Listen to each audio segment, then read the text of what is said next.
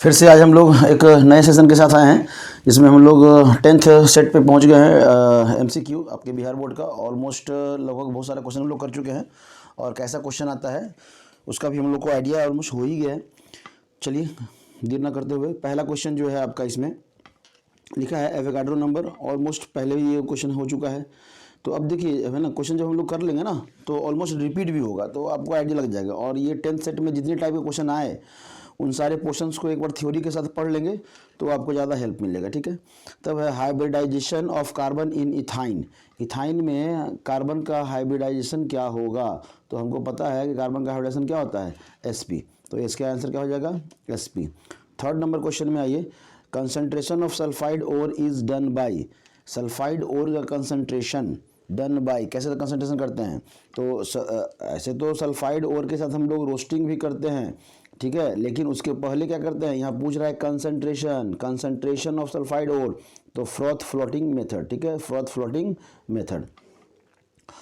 Fourth number question, 20% of weight by wait solution is given it's molality. अब molality निकालना है, अब ध्यान दीजिएगा मोलालिटी निकालना है तो यहाँ पे आपको करना होगा, मोलालिटी का फॉर्मूला होता है वेट बटा molecular weight into weight of solvent upon 1000 से मल्टीप्लाई करते हैं। अब देखिए 20% दिया हुआ है, 20 ऊपर में लिख लेते हैं, 20% का मतलब क्या हुआ कि 100 ग्राम अगर सॉल्यूशन है, 100 ग्राम अगर सॉल्यूशन है तो आपका सॉल्यूट कितना है 20 ग्राम। ठीक है, तो मतलब NaOH कितना हो गया 20 ग्राम। ठीक है, तो चलिए यहाँ फार्मूला में क्या लिख देंगे 20 इंटू 1000 बटा NaOH का जो आपका मॉलिक्यूलर मास होता है कितना होता है 40 इंटू, अब सॉल्यूशन का वेट, यहाँ सॉल्यूशन का वेट है 100 ग्राम, लेकिन हमको किसका चाहिए सॉल्वेंट का चाहिए। ये जो वेट होता है किसका होता है सॉल्वेंट का होता है, तो सॉल्यूशन जो है 100 ग्राम है।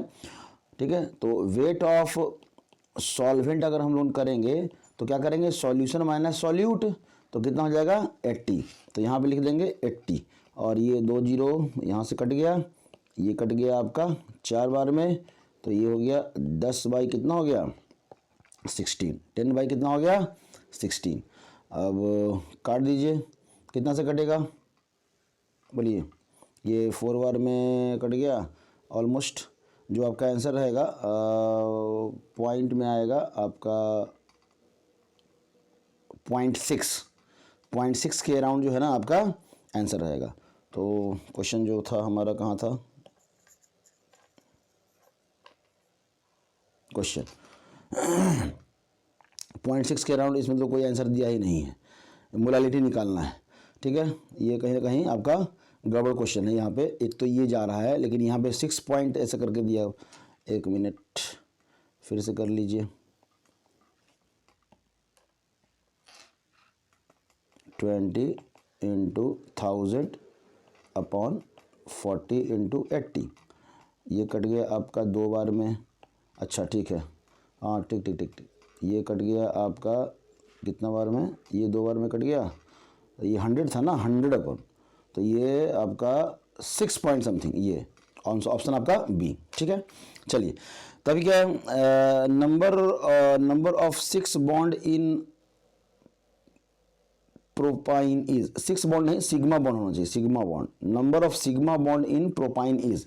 तो प्रोपाइन का स्ट्रक्चर क्या होता है 1 2 3, प्रोपाइन मतलब प्रोप मतलब 3 कार्बन का, अब प्रोपाइन मतलब एक ट्रिपल बॉन्ड है। अब ट्रिपल बॉन्ड देने के बाद आपका कितना कार्बन बचा, तो इसके पास एक कार्बन, इसके पास कार्बन नहीं रहेगा, इसके पास इतना कार्बन, तो टोटल कितना कार्बन हो गया 1 2 3 4, तो आपका आंसर हो जाएगा 4। लिखा है आपका यहाँ पे which one is the ore of iron, इनमें से कौन है जो आयरन का ओर है, तो ये हेमेटाइट। ठीक है, आपका नेक्स्ट जो क्वेश्चन है आपका, if 96500 coulomb of electricity is pass through iron sulphate solution it will liberate. अब देखिए यहाँ से हमको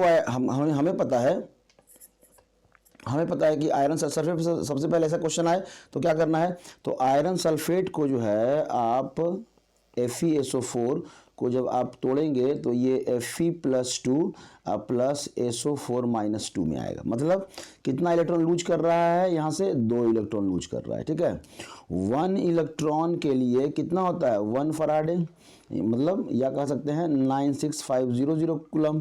तो 2 इलेक्ट्रॉन के लिए कितना हो जाएगा आपका 96500 इंटू कितना हो जाएगा 2। चलिए, तो 2 इलेक्ट्रॉन मतलब आपका 96500 इंटू 2, इतना अगर चार्ज मिलेगा तो कितना बनेगा 1 मोल बनेगा। कितना बनेगा 1 मोल बनेगा।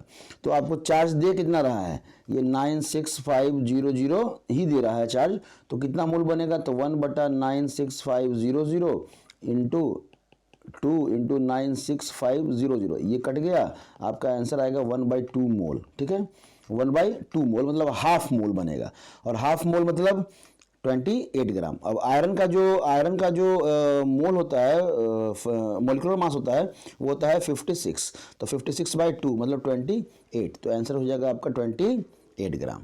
ठीक है, चलिए नेक्स्ट जो है आपका यहाँ पूछ रहा है, चलिए उधर कर लेते हैं। General formula of alkyne. Alkyne का जनरल फार्मूला क्या होता है, तो हमें पता है कि अल्काइन का जनरल फार्मूला होता है CnH2n-2। तो ये तो बेसिक क्वेश्चन है आपका, ऑलमोस्ट आंसर आपका बी। अल्केन का अगर यहीं पे देखें तो CnH2n+2। अल्कीन का अगर देखें तो CnH2n। समझ में आया। चलिए, तब है विच of the following is paramagnetic ion. Paramagnetic कौन है, ठीक है, तो पैरामैग्नेटिक कौन है, तो यहाँ पे जो है आपका सबसे पहला जो है Zn तो कभी पैरामैग्नेटिक होगा ही नहीं, चाहे वो जनरल स्टेट में हो, मतलब ग्राउंड स्टेट में हो, या वो +2 स्टेट में हो, तो ये तो कभी नहीं होगा आंसर। चलिए, तो इसको काट दिया। अब हमारा 3 पे दिमाग लगाना है, तो कॉपर +2 ही दिख रहा है आपको, और ऑलमोस्ट हम लोग करते करते देखे थे कि Cu का जो इलेक्ट्रॉनिक कन्फिग्रेशन होता है वो आर्गन 4s1 और 3d10। स्पेशल केस है, तब Cu+2 का कितना हो जाएगा, आर्गन 1 इलेक्ट्रॉन कहाँ से जाएगा 4s से, तो 4s0 और 3d9। ठीक है, तो यही इसी में अनपेड इलेक्ट्रॉन नजर आ रहा है। अगर D में 9 इलेक्ट्रॉन है तो 1 2 3 4 5, D में कितने इलेक्ट्रॉन है 9, तो 1 2 3 4 5 6 7 8 9, एक क्या है आपका अनपेड। तो जिनके पास अनपेड इलेक्ट्रॉन वही पैरामैग्नेटिक प्रॉपर्टी शो करेंगे। तो यहाँ पे आंसर तो हो गया आपका कॉपर। अब इन लोगों को देख लेते हैं। ये Ti है, टाइटेनियम का होता है 21 होता है, तो इसका जो इलेक्ट्रॉनिक कन्फिगरेशन होता है, एक मिनट, इलेक्ट्रॉनिक कन्फिगरेशन जो होता है टाइटेनियम का वो होता है आर्गन 4s2 और 3d2, सॉरी 22 होता है, 21 तो होता है स्कैंडियम का। तो यहाँ से आपका ये Ti 4+4 की बात कर रहा है, तो इसका क्या हो जाएगा, सिर्फ आर्गन रहेगा, 4s0 और 3d भी 0, तो इसके पास अनपेड इलेक्ट्रॉन है नहीं, तो ये तो आंसर होगा नहीं। तब है स्कैंडियम का 21, तो स्कैंडियम का भी जो होगा आपका +3 का वो कितना हो जाएगा, सिर्फ आर्गन और 4s0 और 3d भी 0, तो इनमें से कोई नहीं, आंसर आपका कॉपर। इस तरह से चलते आएंगे तो आपका ऑलमोस्ट जो है ना आपको नजर आएगा, मतलब ऑप्शन पे, सारे ऑप्शन पे वर्क कीजिए। ऑप्शन पे वर्क करेंगे तो एक नया भी आपको जो है ना फ्यूचर में आने वाले क्वेश्चन के लिए आप रेडी रहिएगा। The rate of reaction expressed होना चाहिए था, ये स्पेलिंग थोड़ा सा यहाँ पर गड़बड़ है, बाय रेट इतना, तो ऑर्डर ऑफ रिएक्शन, तो हमको पता है कि ऑर्डर ऑफ रिएक्शन क्या है, इनके पावर को ऐड कर देते हैं तो x+y, तो जो आंसर हो जाएगा वो B. Which of the following is P block elements, इनमें से कौन पी ब्लॉक एलिमेंट्स है, तो ये एस ब्लॉक एलिमेंट्स, ये डी ब्लॉक एलिमेंट्स, ये एस ब्लॉक एलिमेंट्स, तो बोरोन क्या है आपका P block elements. The isomer of diethyl ether, अब डाई इथाइल ईथर का आइसोमर्स, तो सबसे पहले डाई इथाइल ईथर को लिखेंगे तो यहाँ पे C2H5 और इधर भी C2H5, ठीक है, तो टोटल कार्बन कितने हो गए 4, टोटल कार्बन कितने हो गए 4, तो मतलब C4, टोटल हाइड्रोजन कितने हो गए 10, तो H10 और ऑक्सीजन कितने 1। अब इन चारों में से किसके पास C4H10O है, तो यहाँ पे देख लीजिए यहाँ पे 2 और 1 3 कार्बन, तो ये नहीं होगा। यहाँ पे 3 कार्बन, ये भी नहीं होगा। यहाँ पे 2 और 2 4 और 1 5 कार्बन हो गया, तो ये भी नहीं होगा। तो ऑप्शन आपका क्या हो जाएगा, बी। मतलब हम नहीं जानते हुए भी सिर्फ कार्बन को काउंट करके भी हम लोग निकाल सकते हैं, मतलब एलिमेंट्स को, कार्बन, हाइड्रोजन और ऑक्सीजन को। मतलब आइसोमर्स कौन होते हैं, आइसोमर्स वो होते हैं जिनका मॉलिक्यूलर फार्मूला सेम होता है, जिनका मॉलिक्यूलर वेट सेम होता है, बस उनका जो अरेंजमेंट है वो अलग अलग होता है। ठीक है, तो यहाँ से आपका आंसर इस तरह से कर सकते हैं। विच of the following does not conduct electricity, कौन इलेक्ट्रिसिटी कंडक्ट नहीं करता है? तो कॉपर तो मेटल है, कंडक्ट इलेक्ट्रिसिटी। ब्राइन सॉल्यूशन आपका इलेक्ट्रोलाइट्स में हम लोग यूज करते हैं। फ्यूज्ड आपका NaCl, मतलब मोल्टेन NaCl या फ्यूज्ड हम लोग कनेक्टिविटी शो करता है। जो सॉलिड NaCl है वो नहीं शो करता है। तो आंसर आपका हो जाएगा सॉलिड NaCl। सॉलिड स्टेट में कोई भी सब्सटेंस, इनऑर्गेनिक सब्सटेंस, वो कंडक्टिविटी शो नहीं करता। जैसे आपका नमक है घर में, वो सॉलिड के रूप में डब्बा में रखा हुआ है, तो वो नहीं करेगा। बचपन में आप लोग 8-9 में एक्सपेरिमेंट भी किए होंगे।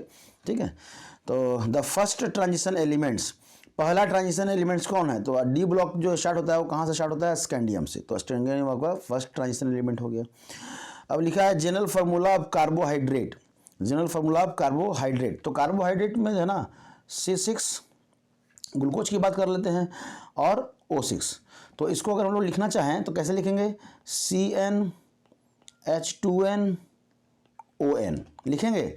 और अगर इसी को और अच्छे से अगर लिखना चाहें, तो क्या लिखेंगे? CnH2O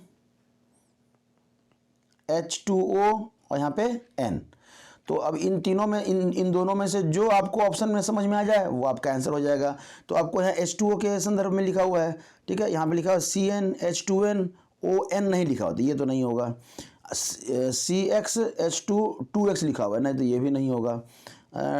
2x यहाँ पे किसी एक में जो है ना आप x कर लीजिए, यहाँ पे ये एरर है, यहाँ पे x हो जाएगा। ठीक है, अगर ये x हो गया तो आंसर हो जाएगा। ठीक है, नहीं तो इनमें से फिर कोई नहीं। तो इनमें से कोई नहीं क्यों नहीं होगा? क्योंकि ऑलमोस्ट यहाँ पे दोनों इक्वेशन, ये दोनों जो एग्जांपल है ना सेम दिया हुआ है, तो सेम तो देगा नहीं, तो ये प्रिंटिंग मिस्टेक है। आप प्रिंटिंग मिस्टेक को इग्नोर करते हुए भी आप बस ये फार्मूला याद रखिएगा कि अगर ऐसे पूछेगा तो ये होगा, अगर ऐसे पूछेगा तो ये होगा। ठीक है, चलिए 16 नंबर क्वेश्चन पलट लेते हैं। लिखा है activated charcoal is use to remove colour matter from pure substance, it work by. ये वर्क बाई के ये कैसे वर्क करता है आपका? तो हम लोग पढ़े ही हैं इसको, सरफेस केमिस्ट्री में पढ़े हैं हम लोग, या पी ब्लॉक में भी पढ़े हैं। तो ये एडजॉर्प्शन से वर्क करता है। किससे वर्क करता है? एडजॉर्प्शन। ठीक है, सरफेस केमिस्ट्री का ये क्वेश्चन है। Cryolite is an ore of, cryolite जो है ना आपका किसका ओर है? ठीक है, क्रायोलाइट किसका ओर है? तो एल्युमिनियम। ठीक है, एल्युमिनियम का ओर है। तब है आपका salol can be used as, salol जो है ना एंटीसेप्टिक RT लिखा है, N हो गया यहाँ पे, एंटीसेप्टिक के रूप में हम लोग यूज करते हैं। ठीक है, सैलोल को हम लोग एंटीसेप्टिक के रूप में यूज करते हैं। द रेट सैलोल का जो आपका जो फार्मूला होता है ना, मतलब जो नाम है सैलोल का, वो है फिनाइल सैलिसाइलेट। सैलोल जो है आपका, सैलोल, ये जो सैलोल है इसका पूरा नाम है फिनाइल सैलिसाइलेट। तो कभी अगर फिनाइल सैलिसाइलेट करके भी नाम आ गया तो भी आप याद कर सकते हैं। ठीक है, चलिए तब आपका the rate at which the substance reacts depends on it's rate, chemical kinetics का क्वेश्चन है। तो रेट जो है आपका डिपेंड किस पे करता है? एक्टिव मास पर। किस पे करता है? Active mass. एक्टिव मास, इसको हम लोग रिप्रेजेंट करते हैं बड़ा ब्रैकेट से। इसका मतलब क्या होता है आपका? मोलारिटी।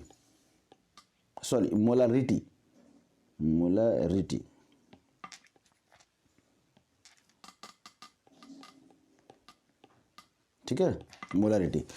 तब विच वन इज एम्बीडेंटेड लिगेंड। अब देखिए एम्बीडेंटेड लिगेंड आपका डेफिनेशन भी आता है। तो वैसा लिगेंड जिसके पास 2 कोऑर्डिनेटिंग साइट हो लेकिन एक बार में एक ही यूज करता हो। तो ये तो आपका ये बाइडेंटेड लिगेंड्स है, ये आपका मोनोडेंटेड लिगेंड्स है, ये न्यूट्रल लिगेंड्स है। तो आपका CN जो है, तो CN का जो स्ट्रक्चर है ना वो कुछ इस तरह से है कि एक बार जो है ना आपका CN नाइट्रोजन के साथ इस तरह से कार्बन के साथ बॉन्ड बनाएगा, या एक बार NC NC और नाइट्रोजन के साथ बनाएगा, ठीक है। तो या तो नाइट्रोजन के साथ, नहीं तो कार्बन के साथ, लेकिन एक बार में एक ही कोऑर्डिनेटिंग साइड से ये कोऑर्डिनेट करता है कॉम्प्लेक्स कंपाउंड में, ठीक है। एमिडेंट का आपको फार्मूला ये आपका ये भी पूछता है, क्या नाम है, डेफिनेशन भी पूछता है, तो यहाँ याद रखिएगा, 2 नंबर क्वेश्चन वहाँ से भी आता है। Amide can be converted into amines by the reaction of Hofmann bromamide reaction. ये नेम रिएक्शन है, ऑलमोस्ट नेम रिएक्शन का सेशन लेके आए हैं हम लोग, उसमें हम लोग देख सकते हैं, या आएंगे भी नेम रिएक्शन का सेशन लेके, जहाँ पे हम लोग सब्जेक्टिव क्वेश्चन करेंगे। तो बने रहिएगा वीडियो के साथ, क्योंकि अब हमारा 10 सेट ये कंप्लीट हो चुका है। अब इसके बाद जो आएगा आपका सिर्फ और सिर्फ थियोरेटिकल क्वेश्चन आएगा, कि थियोरेटिकल क्वेश्चन में क्या क्या पूछा गया है अभी तक और कैसे उसका आंसर करना है।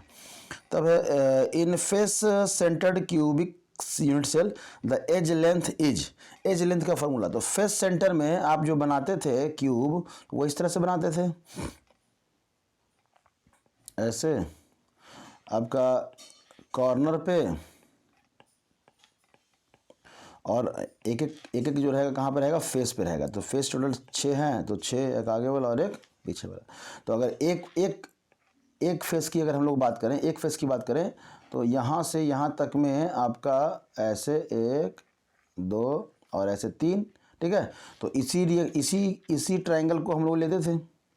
तो ये हो गया ए, ये हो गया ए, ये हो गया आर, ये यहाँ पे आर और ये आर, जब थ्योरी किए थे तो यहाँ पे क्या हो जाएगा, आपका पाइथागोरस लगाएंगे तो a square plus a square equal to 4r का होल स्क्वायर। और यहाँ से जब हम लोग सॉल्व करेंगे तो आपका आएगा a square is equal to 8r square, ठीक है, 8r स्क्वायर।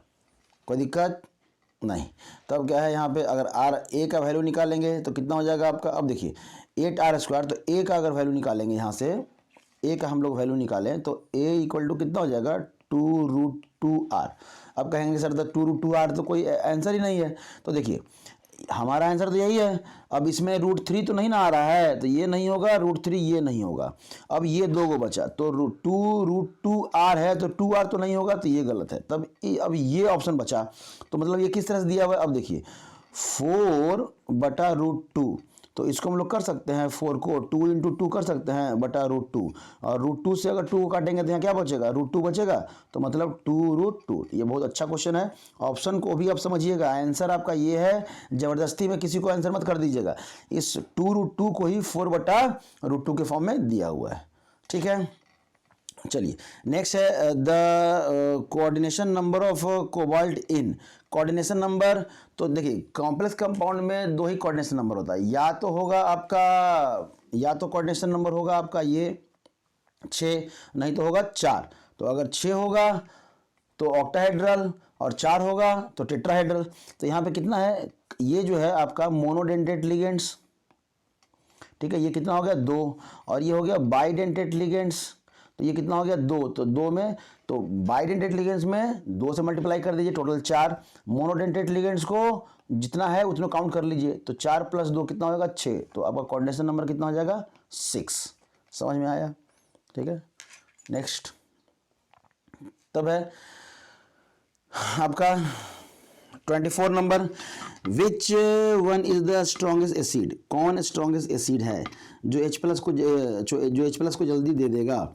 तो H+ को देगा जल्दी, तब क्या है कि यहाँ पे CH, यहाँ पे F, यहाँ पे आपका F, और ये C डबल बॉन्ड O। अब देखिए चूंकि यहाँ पे फ्लोरीन है, तो फ्लोरीन मोर इलेक्ट्रोनेगेटिव है, तो वो इलेक्ट्रॉन को अपनी ओर खींचना चाहेगा, अब जब अपनी ओर खींचेगा तो ऑक्सीजन पे पार्शियल पॉजिटिव चार्ज आने का टेंडेंसी रहेगा। अब जब पॉजिटिव चार्ज आने का टेंडेंसी रहेगा तो ये क्या करेगा, ये इसको रिमूव कर देगा। तो जो आपका आंसर हो जाएगा यहाँ पे डी। यहाँ पे ऑप्शन ए में जो है आपका 1 फ्लोरीन है, ऑप्शन 2 में जो है वो 2 फ्लोरीन है, तो ये आपका डी वाला जो है ना आपका प्रॉपर आंसर रहेगा, ठीक है, डी वाला आंसर प्रॉपर रहेगा। एसिड को देखना है, ऑर्गेनिक एसिड को जो H+ जल्दी रिलीज कर दे, यहाँ पे ये कंसेप्ट लगाना है, ठीक है, कोई दिक्कत नहीं। आगे बढ़ते हैं। An example of ideal solution is, देखिए ऐसा क्वेश्चन रहेगा तो एक ही टाइप के जो नजर आएंगे ना कंपाउंड, उसको आपको आंसर करना है। तो यहाँ पे नॉर्मल हेक्सेन, नॉर्मल ब्यूटेन, और नहीं तो अगर लिखा रहेगा क्लोरो बेंजीन ब्रोमो बेंजीन, ठीक है। तो ये भी आपका आइडियल सॉल्यूशन। या लिखा रहेगा आपका इथाइल क्लोराइड, इथाइल क्लोराइड, आपका इथाइल ब्रोमाइड, ठीक है। तो ये भी आपका नॉर्मल ये आइडियल सॉल्यूशन। और टॉल्यूइन और आपका बेंजीन के साथ वहाँ पे रहता है, बेंजीन के साथ, तो वहाँ भी वो भी आपका आइडियल सॉल्यूशन। तो ये कंपाउंड देखिएगा एक ही जैसा जो कंपाउंड नजर आए तो आप उसी को आप क्या कहेंगे, आइडियल सॉल्यूशन कहेंगे, ठीक है। चलिए तब क्या है आपका 26 number question, bleaching powder is obtained by heating chlorine with, chlorine के साथ किसको हम लोग हीट करते हैं, तो CaOH का होल ट्वाइस, इसको क्लोरीन के साथ अगर हम लोग हीट करेंगे तो CaOCl2 का फॉर्मेशन होगा, Ca ये और प्लस आपका जो बनता है वो CaCl2 बनता है। तो ये रिएक्शन याद रखिएगा, ठीक है। आंसर आपका CaOH का होल ट्वाइस। sp2 हाइब्रिडाइजेशन किस में है, इनमें से किसका sp2 हाइब्रिडाइजेशन है, तो इसमें तो हमको पता है सल्फर में कि sp3 होता है, यहाँ भी sp3 होता है, यहाँ आपका sp होता है। तो जो आपका बच गया आंसर, तो इसका जो स्ट्रक्चर देखेंगे तो ये नाइट्रोजन, एक बॉन्ड ऐसे, एक डबल बॉन्ड, और चूंकि एक ही कार्बन है तो यहाँ पे ये ऑक्सीजन करके आप माइनस कर सकते हैं यहाँ पे इस तरह से, ठीक है। तो यहाँ पे जो नाइट्रोजन है वो कितने के से जुड़ा हुआ है, 1 2 और 3 एलिमेंट जुड़ा हुआ, तो यहाँ पे जो हाइब्रिडाइजेशन हो गया वो sp2 हो गया। हाइब्रिडाइजेशन का सेशन ऑलमोस्ट जितने भी टॉपिक हम लोग यहाँ पे डिस्कस कर रहे हैं सबका वीडियो बना हुआ है डिटेल में, अगर आप लोगों को पढ़ना है तो आप वीडियो भी देख सकते हैं। उसके बाद भी अगर कन्फ्यूजन हो तो आप मैसेज कीजिए, ठीक है। आप मैसेज करेंगे, कोशिश करेंगे आपके प्रॉब्लम को सॉल्व करने का। Which of the following is not a sulphide ore, कौन सा सल्फाइड ओर नहीं है, ठीक है। तो आपका मैग्नेटाइट, ये जो है ना ये तो रटा रटा क्वेश्चन है। तो ऑलमोस्ट हमारा यहाँ से 10 सेट कंप्लीट हो चुका है। अब जो हमारा वीडियो आएगा आपका बिहार बोर्ड का या स्टेट, मतलब स्टेट बोर्ड ऐसा नहीं है, बिहार बोर्ड का रहे तो और बाकी बोर्ड वाले जो है ना नहीं ध्यान देंगे, बाकी बोर्ड वाले भी आप आसानी से अपना क्वेश्चन कर सकते हैं, क्योंकि बोर्ड में लगभग हर जगह का जो है ना क्वेश्चन का पैटर्न एक ही टाइप का रहता है। तो कोशिश करेंगे बिहार का हो, झारखंड का हो, यूपी का हो, ये सब का बोर्ड में इसी तरह के क्वेश्चन आएंगे।